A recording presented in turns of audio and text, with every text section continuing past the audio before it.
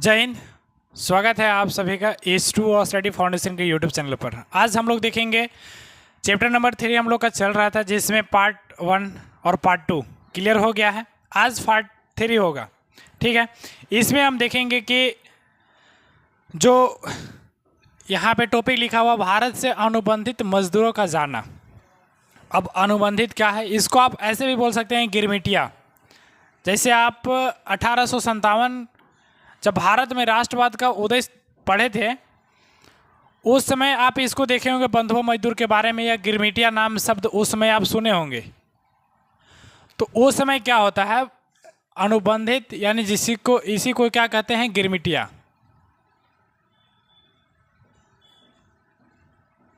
गिरमिटिया यानी गिरमिटिया क्या बोलेंगे, जैसे कोई यहाँ का एक लीडर है, यानी कोई एक नेता है, या मान लेते हैं कोई एक ठेकेदार है। ठेकेदार तो जनरली लिखता है मजदूर लोग को बाहर। तो कोई ठेकेदार है जो यहाँ से मजदूर को अफ्रीका में ले रहा है, अमेरिका मान लेते हैं, अमेरिका में ले रहा है। अब जब अमेरिका में ले रहा है तो जो मजदूर वहाँ पर पहुँचेंगे ना, वो पैसा कैसे मांगेंगे, जो यहाँ से ले करके गया है।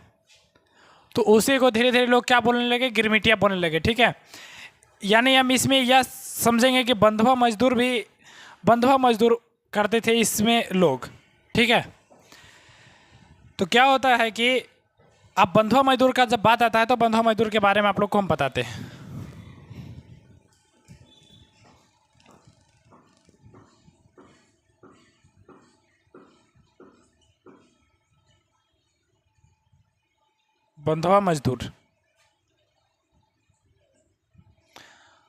बंधुआ मजदूर या आप इसको ऐसे भी लिख सकते हैं, बंधुआ मजदूर, ठीक है। आप ऐसे भी लिख सकते हैं। बंधुआ मजदूर का मतलब वे मजदूर जो किसी खास मालिक के लिए खास अवधि के लिए काम करते हैं, काम करने को प्रतिबंध होते हैं, बंधुआ मजदूर कहलाते हैं। देखिए बंधुआ मजदूर क्या होता है कि कोई खास मालिक, एक पार्टिकुलर क्या होगा, मालिक होगा, और उसी मालिक को वो खास दिन तक काम करेंगे। जैसे क्या होता है कि जब यहाँ से भारत से अनुबंधित श्रमिकों को जब भेजा जाता है ना, तो उन लोग को 5 सालों के लिए भेजा जाता है, और 5 सालों के बाद क्या होता है, उन्हें एक सीमित समय दिया जाता है, और वो समय में उन्हें घर आने का मौका दिया जाता है। और घर आने में जो समय लगता है, यानी घर जब आते हैं तो कुछ दिनों के बाद उन्हें फिर से वहाँ पर ले जाया जाता था, समझे। तो बंधुआ मजदूर इसी से निकल करके आता है कि वो बंधुआ मजदूर जैसा ट्रीट कर रहे थे। तो बंधुआ मजदूर क्या होता है कि वैसे मजदूर जो किसी खास मालिक के लिए खास अवधि के लिए काम करने को प्रतिबंध हो जाते हैं। यानी एक खास अवधि रहेगा, जैसे कोई आज अवधि मान लेते हैं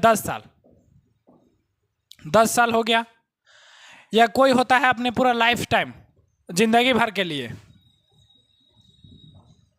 जीवन भर हो गया।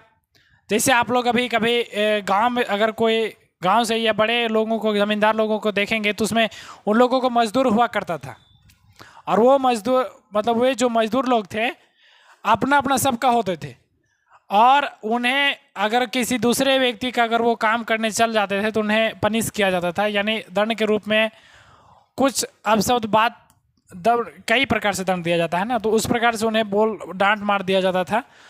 तो वो बंधुआ मजदूर आप लोग देखे होंगे, उसी प्रकार इन लोगों को भी ट्रीट किया जाता था, पर ये उनसे भी इनका कंडीशन बहुत ख़राब था। उन्हें तो एक अच्छी खाना मिलती थी, अपने घर परिवार लोगों से मिलने का समय मिलता था, बट ये लोग जो थे, अब समझिए कि यहाँ भारत में अधिक जो लोग थे ना, वो साउथ इंडिया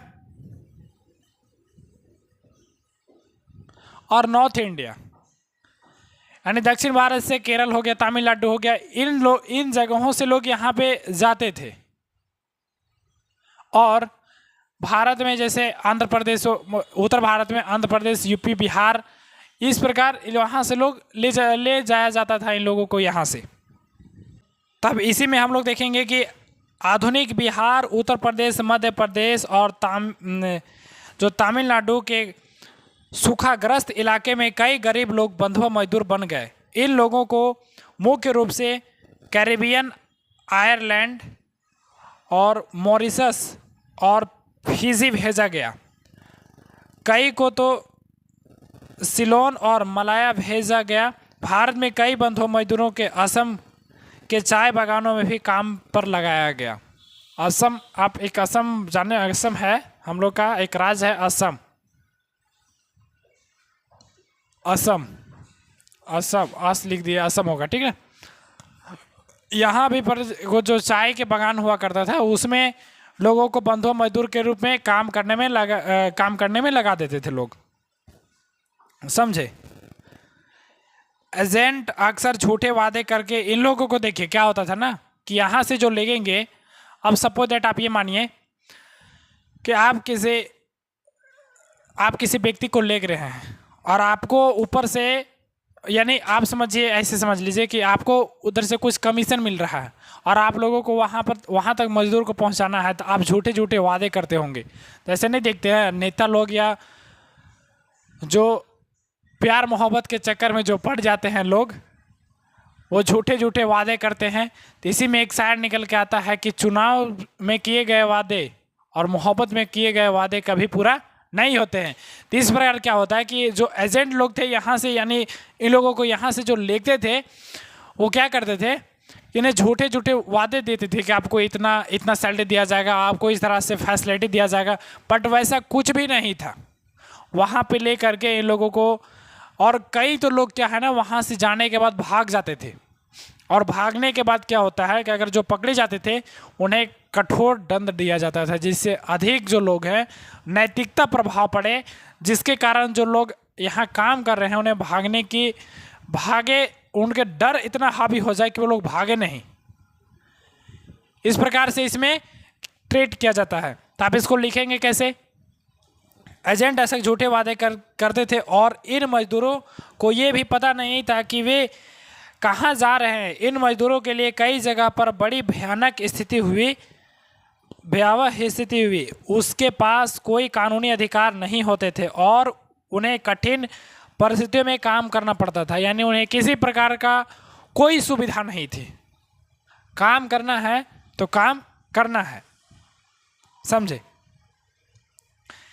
इसी प्रकार आता है 1990 के दशक में भारत के राष्ट्रवादी लोग बंधुआ मजदूर के सिस्टम का विरोध जोर शोर से विरोध किया। कब किया? 1900 में।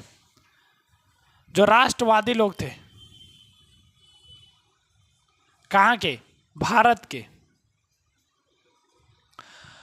के लोग, जो राष्ट्रवादी लोग थे, वो बंधुआ मजदूर को एकदम जोर शोर से विरोध किया गया। इसके बाद ये फिर खत्म कर दिया गया, इसको खत्म कर दिया गया। इसलिए आप ऐसे वेस्ट इंडीज में जो कई ऐसे नाम सुने होंगे जिनमें भारतीयों के नाम देखने को भारत के लोगों जैसा नाम होता है, तो आप यह समझे कि वह जो लोग हैं हमारा ही वंशज है, यानी हमारे लोग जो बंधुआ मजदूर के तौर पे वहाँ जो गए थे उन्हीं का वंशज हैं, जो कम्प्लीटली वहीं पर सेटल हो गए। इसीलिए तो हम लोग प्रवासी और अप्रवासी, पहले प्रवासी देखिए, प्रवासी दिवस कब मनाया जाता है? 15 जनवरी को। ऐसा क्यों होता है कि 15 जनवरी 1915 को महात्मा गांधी जी कहाँ पर आते हैं? भारत में आते हैं। ये समझ में आया? अब हम लोग देखेंगे कि भारत में जो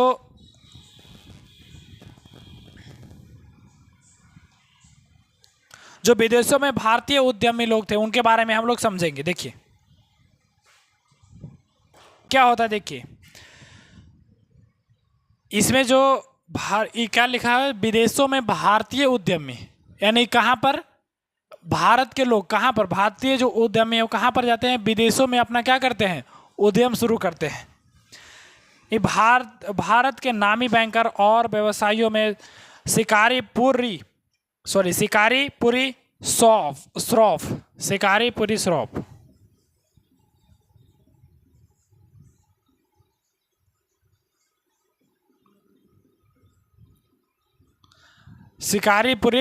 श्रॉफ और नटुकोटी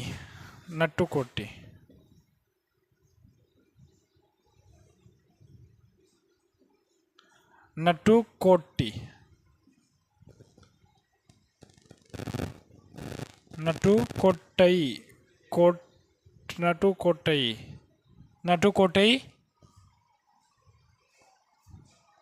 चेट्टियार।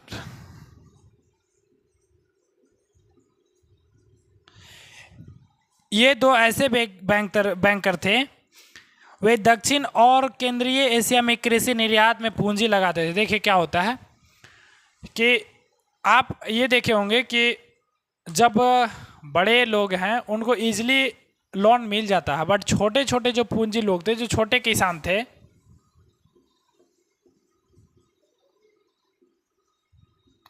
छोटे किसान को लोन नहीं मिलता है। और तब ये लोग क्या करते हैं, उन्हें पैसा देते हैं, और पैसा देते हैं तो इसके बाद इन्हें जब कभी क्या होता है, किसान अगर खेती करेंगे तो उन्हें देंगे, चुकाएंगे, और नहीं तो ये कर्ज के रूप में भी इन पर आ जाता था। कर्ज अब देना है, कर्ज कहीं से भी देवे लोग, इन्हें देना तो ज़रूरी है। तो इसको समझेंगे 20 यानी विदेशों में भारतीय उद्यमी पर क्या क्या पड़ता है, इसमें हम किताब के माध्यम से डिक्लेरेशन करते हैं। आप लोग किताब निकाल लेंगे, ठीक है। यानी विश्व बाजार के लिए खाद्य पदार्थ व फसलें उगाने के वास्ते पूंजी की आवश्यकता थी। देखिए, अगर हमें खाद्य पदार्थ उगाना है, तो पूंजी चाहिए, इसीलिए हम तो अर्थशास्त्रियों ने 3 बताया। प्रथम क्या था, प्रथम 3 अर्थशास्त्रियों ने 3 अर्थशास्त्र के 3 जो नियम थे कि 3 नियम पर क्या होता है, आर्थिक आदान प्रदान का 3 नियम होता है, जैसे प्रथम प्रवाह और श्रमिक प्रवाह, पूंजी प्रवाह। इस प्रकार से क्या होता है कि पूंजी चाहिए, खेती करने के लिए क्या चाहिए, पूंजी चाहिए। अब पूंजी चाहिए तो पूंजी भाई कहाँ से लेंगे, पूंजी की आवश्यकता होती है। बड़े बागानों के लिए तो बाजार और बैंकों से पैसा लिया जा सकता था, लेकिन छोटे मोटे जो किसान हैं वो क्या करेंगे बताओ। बड़े जो बाजार हैं या जो बड़े किसान हैं वो पूंजी बाजारों से क्या कर सकते हैं, लोन ले सकते हैं, पैसा ले सकते हैं, लेकिन ये जो छोटे किसान वो इन्हें कौन देगा, इन्हें देगा कौन। यहीं से देसी साहूकार और महाजन दृश्य में आते हैं। तो इन्हें कौन देगा, देसी साहूकार। लाला ओला जैसे नाम आप लोग सुने होंगे, लाला सूद में लगाता है पैसा। तो देसी साहूकार और महाजन से, महाजन का भी नाम आप लोग सुने होंगे, महाजन भी इन्हें उधार देता है, कर्ज देता था। शिकारीपुरी श्रॉफ और एक और नाम आता है नटुकोटी चेटियारो के बारे में सुना है। ये उन बहुत सारे बैंकरों और व्यापारियों में से थे जो मध्य एवं दक्षिण पूर्व एशिया में निर्यातोन्मुखी खेती के लिए कर्जे देते थे। यानी ये दोनों ऐसे बैंकर थे जो निर्यातों के लिए, यानी जो खेती करने के लिए क्या देते थे, कर्ज देते थे। किन लोगों को, ये छोटे मोटे जो किसान हुआ करते थे, इन्हें ये कर्ज देते थे।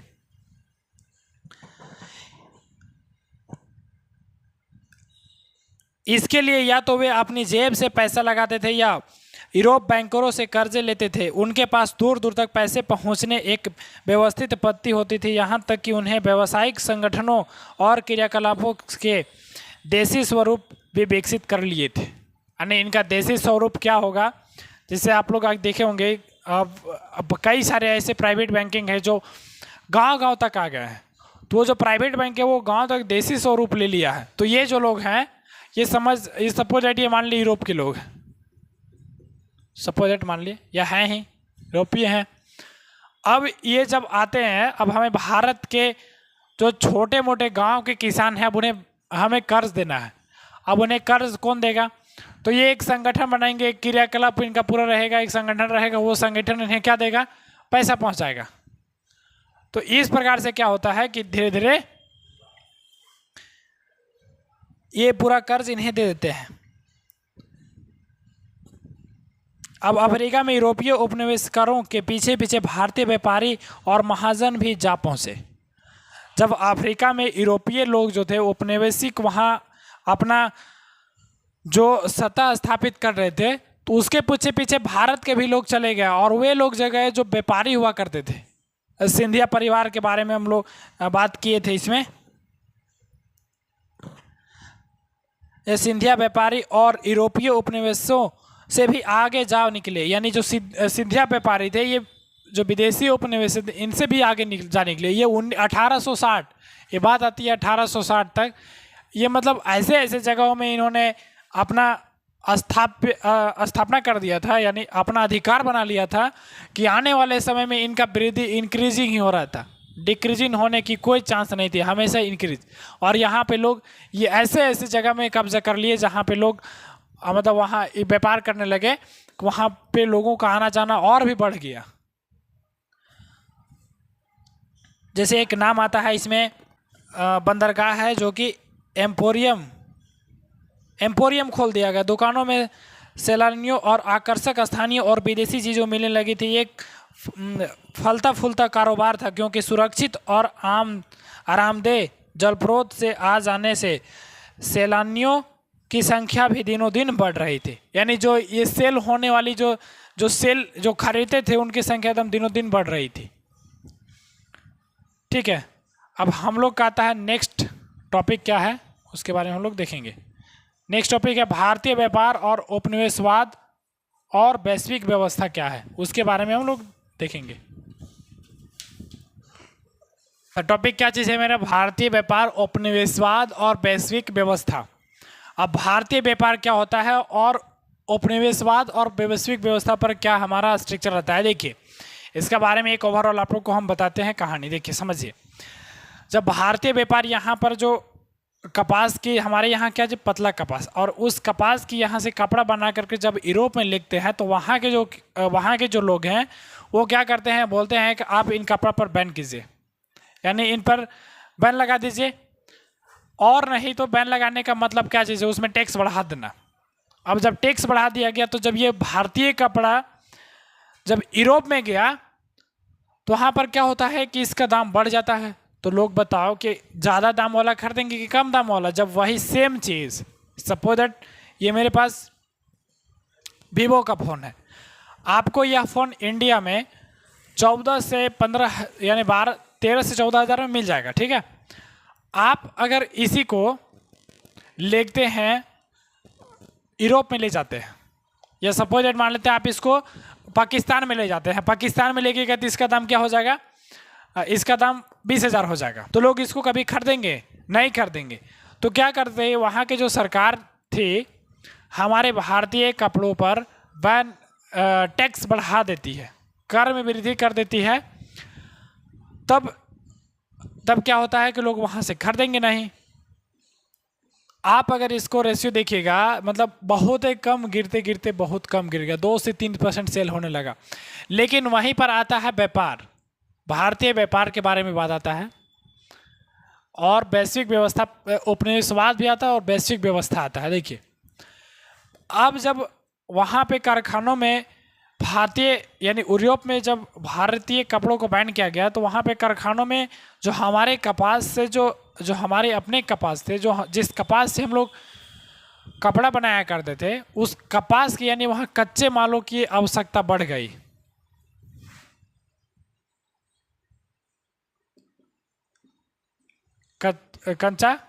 कच्चा जो माल था यानी कच्चे पदार्थ से उनकी आवश्यकता वहाँ पे बढ़ गई।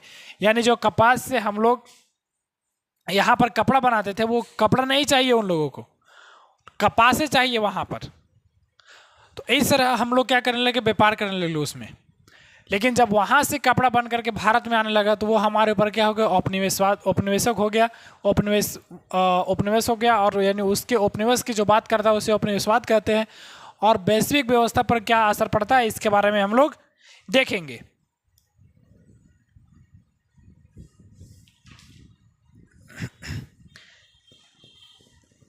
यानी भारत में उम्दा कॉटन के कपड़े वर्षों से यूरोप निर्यात हो रहा था। उम्दा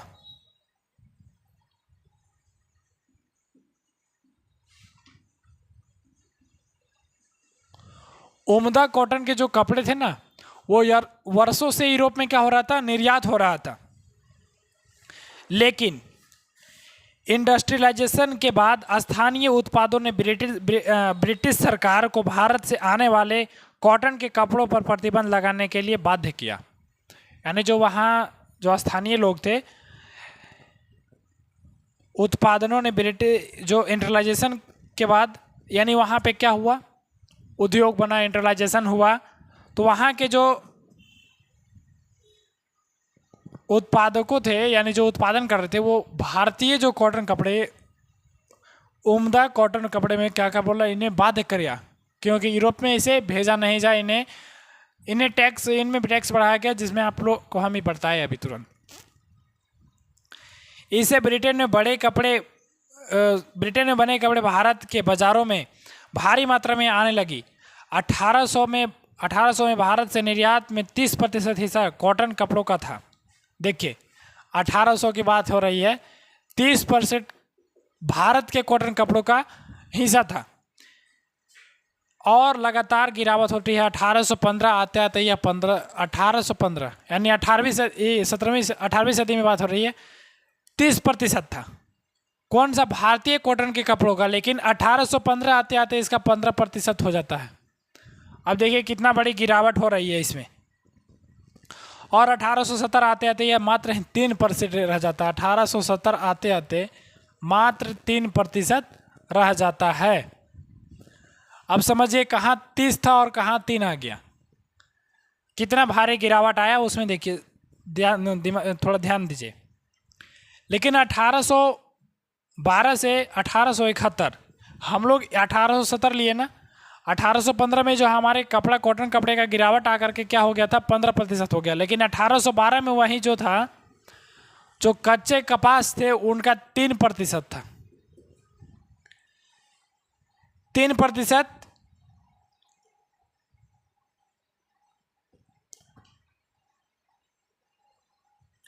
3 से 5% था कि जो हमारे कच्चे कपास थे उनका जो निर्यात करने की कितना निर्यात हो रहा था, 3% हो रहा था। लेकिन 1871 आते आते यह 3 से 35% हो जाता है।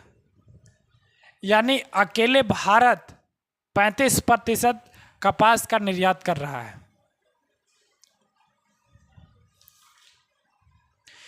इस दौरान निर्यात किए गए सामानों में नील यानी इंडिगो में तेजी से बढ़ोतरी हुई। भारत के सबसे ज़्यादा निर्यात होने वाला सामान भारत अफीम, जो मुख्य रूप से चीन जाता था। देखिए अब जब यहाँ से कपड़ा जा रहा है भारत से, कितना यानी कच्चा माल जा रहा है 35%, तो कपड़ा बनेगा और कपड़ा बनेगा तो उसे रंग डालना पड़ेगा।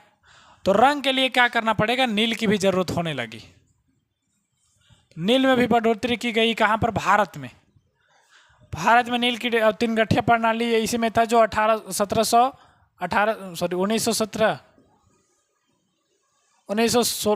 1917 चंपारण सत्याग्रह जो होता है, इसी के लिए तो हुआ था। गांधी जी ने किया था चंपारण सत्याग्रह।